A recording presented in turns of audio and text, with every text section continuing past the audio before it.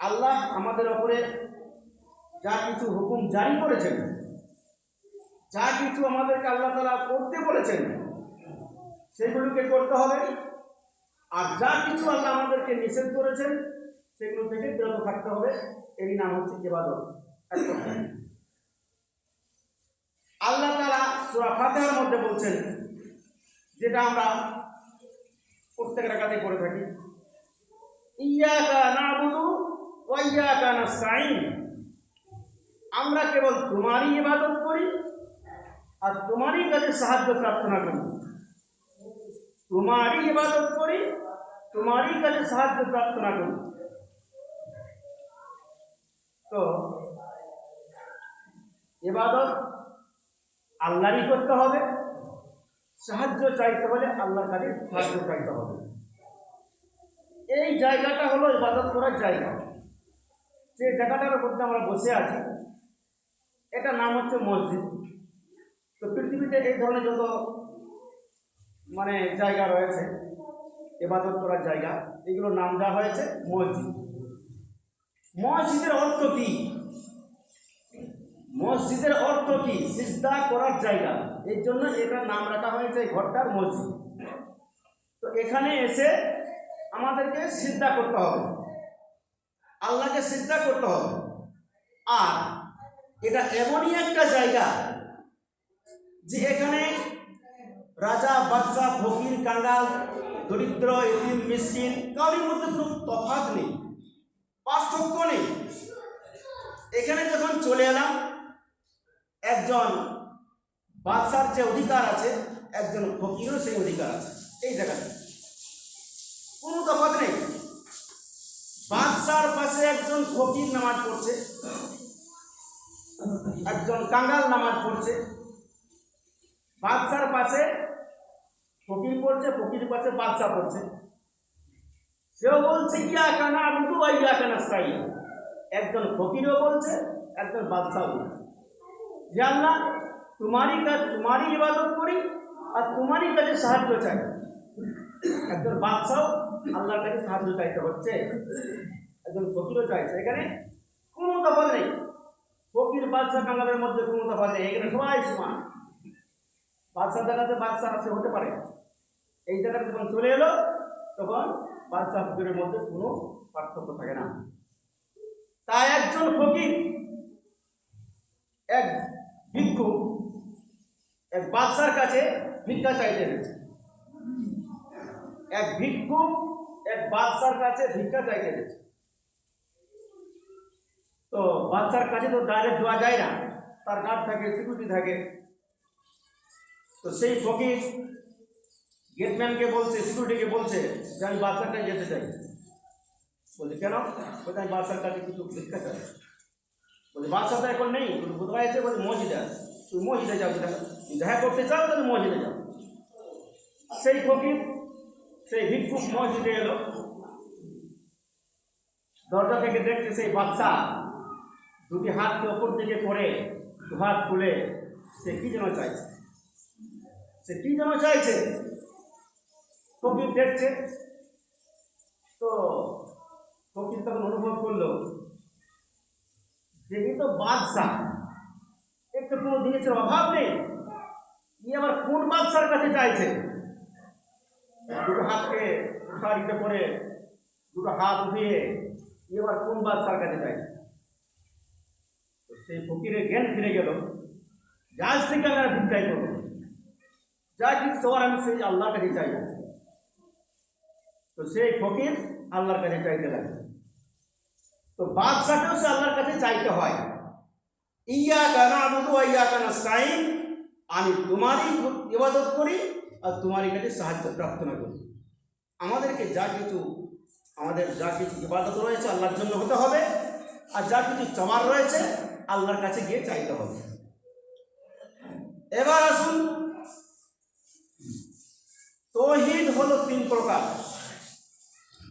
আজকে আমরা এসআইএম নিয়ে খুব ব্যস্ত, ডকুমেন্ট জোগাড় করছি, কাগজপত্র জোগাড় করছি, প্রমাণপত্র আমাকে দেখাইতে হবে ভারতের আমি বাসিন্দা কিনা। তার জন্য আমরা অনেকেই ছোটাছুটি করছি। কিন্তু আল্লাহর কাছে 3টে ডকুমেন্টস আপনাকে দেখাতে হবে। 3টে ডকুমেন্টস ছাড়া আপনি পার হতে পারবেন না। আল্লাহর কাছে 3টে ডকুমেন্টস আপনাকে দিতে হবে। একটা হলো তাওহীদে রুবুবিয়্যাত, একটা হলো তাওহীদে উলুহিয়াত, আর একটা হলো তাওহীদে আসমা ও সিফাত। এই 3টে ডকুমেন্টস আল্লাহকে লাগবে।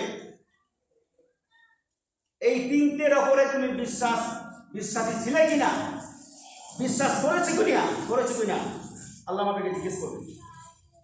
তুমি তাওহীদে রুবুবিয়্যাতকে বিশ্বাস করেছো কিনা, তাওহীদে উলুহিয়াতকে বিশ্বাস করেছো কিনা, তাওহীদে আসমা ও সিফাত এটার প্রতি তোমার বিশ্বাস ছিল কিনা। তাওহীদে রুবুবিয়্যাত কাকে বলা হয়? প্রতিপালকত্বের একত্ববাদকে বিশ্বাস করা। প্রতিপালকত্বের একত্ববাদকে বিশ্বাস করা। তাওহীদে উলুহিয়াত উপাস্যত্বের একত্ববাদকে বিশ্বাস করা। তাওহীদে আসমা ও সিফাত তার গুণাবলীকে বিশ্বাস করা। এই 3টে ডকুমেন্ট আপনাকে লাগবে। রুবুবিয়্যাতের উপরে বিশ্বাস। রুবুবিয়্যাত কাকে বলা হয়? আমাদের হায়াতের মালিক কে? আল্লাহ। মওতের মালিক কে? আল্লাহ। মৃত্যু থেকে জীবিত করেন কে? আল্লাহ। জীবিত থেকে মারেন কে? আল্লাহ। আমাদের রুজিদাতা কে? আল্লাহ। রাত দিনের মালিক কে? আল্লাহ। সূর্যকে পূর্ব কোণে উড়াচ্ছেন, পশ্চিম কোণে ডোবাচ্ছেন কে? আল্লাহ। এইগুলো হচ্ছে তাওহীদে রুবুবিয়্যাত। এইগুলোর প্রতি আপনাকে নিশ্চিত বিশ্বাসী হতে হবে, যেগুলো আল্লাহ ছাড়া কেউ করতে পারে না। এগুলো আল্লাহ ছাড়া কেউ করতে পারবে না। এর উপর আপনাকে দৃঢ় বিশ্বাস, ইয়াকিনের সঙ্গে আপনাকে বিশ্বাস রাখতে হবে, যেগুলো আল্লাহ ছাড়া কারো শক্তি নেই। এগুলো হলো তাওহীদে রুবুবিয়্যাত। তাওহীদে উলুহিয়াত কাকে বলা হয়? যত রকমের ইবাদত আছে, সমস্ত ইবাদত আল্লাহর জন্য হতে হবে, কারোর জন্য নয়। তাওহীদে উলুহিয়াত, আল্লাহ তাআলা যত ইবাদত রয়েছে সমস্ত ইবাদত আল্লাহর জন্য হতে হবে। যা চাওয়ার আল্লাহর কাছে গিয়ে চাইতে হবে। দুনিয়াবি ব্যাপারে আমরা অনেক সময় অনেক মানুষের কাছে গিয়ে অনেক কিছু চেয়ে থাকি, এটা জায়েজ আছে। এটা হচ্ছে প্রাকৃতিক বা লৌকিকভাবে চাওয়া, এটা জায়েজ আছে। আমার কোনো জিনিসের প্রয়োজন হলো, আপনার কাছে গেলাম, এই জিনিস আমার প্রয়োজন, তুমি দাও। আমার 500 টাকার দরকার, আপনার কাছে গেলাম চাওয়ার জন্য, এটা জায়েজ। আমি কোনো অসুবিধায় পড়ে গেছি, যে আমাকে একটু সাহায্য করো, গাড়ি পড়ে আছে, তোমাকে হাতে ধরে একটু উঠিয়ে দাও, এটা জায়েজ। কিন্তু এই চাওয়াটা যেমন নবী রাসূলুল্লাহ চেয়েছেন, ওয়াতাওয়ানু আলাল বিররি ওয়াত তাকওয়া, ওয়াতাওয়ানু আলাল বিররি ওয়াত তাকওয়া, তোমরা নেকি এবং খোদাভীতির কাজে একে অন্যের সাহায্য করো। নেকি এবং খোদাভীতির কাজে একে অন্যের সাহায্য করো। তো এইগুলো নবী রাসূলুল্লাহ চেয়েছেন, এই চাওয়াটা জায়েজ। এবার আমি যদি কোনো কবরের কাছে যাই, কবরের কাছে গিয়ে বললাম, তাকে ডাকাডাকি করলাম যে আমি বিপদে পড়েছি, আমার বিপদ থেকে তুমি আমাকে উদ্ধার করো, আমার রোগ ভালো হচ্ছে না, তুমি আমার রোগটা ভালো করে দাও, আমার সন্তান হচ্ছে না, তুমি আমাকে সন্তান দাও, আমি মুসিবতে পড়ে আছি, তুমি আমাকে মুসিবত থেকে উদ্ধার করো, তাহলে কি হয়ে যাবে? শিরক। আপনার তাওহীদে উলুহিয়াতের উপরে আপনার বিশ্বাস হলো না, তাওহীদে উলুহিয়াতকে আপনি বিশ্বাস করতে পারলেন না। তো যত রকমের ইবাদত আছে, যত রকমের চাওয়ার দিক আছে, সমস্ত চাওয়া এবং ইবাদত আল্লাহর জন্য হতে হবে। এটা হলো তাওহীদে উলুহিয়াত। আর তাওহীদে আসমা ও সিফাত, এটা কি এটার প্রতি আমাদেরকে বিশ্বাস রাখতে হবে। আসমা ও সিফাত হচ্ছে আল্লাহর গুণাবলী। অদৃশ্যের খবর কে জানেন? আল্লাহ। অদৃশ্যের খবর কে রাখেন? আল্লাহ। গায়েবের খবর কে রাখেন? আল্লাহ।